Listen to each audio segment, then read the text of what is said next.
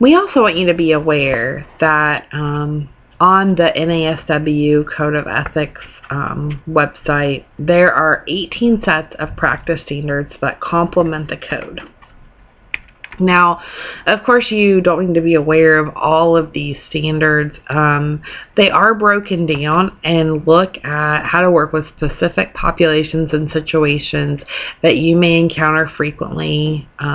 during your practice. So, for example, there's standards for professional practice in healthcare settings, in child welfare settings, in gerontology, in cultural competency. So, what I would suggest doing is,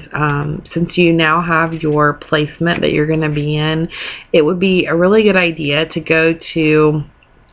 the practice standard that best fits the agency in which you're working, and look through those standards to see what are the best practices for that population within that agency and within that setting for social workers, so that you know and can see how the social worker that you are with is utilizing these standards, and be able to ask questions about how these standards are applied within that agency setting.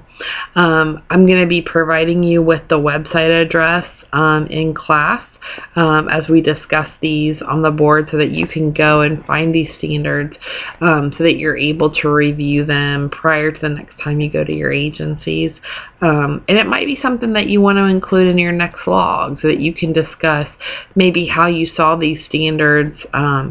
in place at the agency or with the social worker that you're with, and how these standards are impacting the current practice that you're seeing within your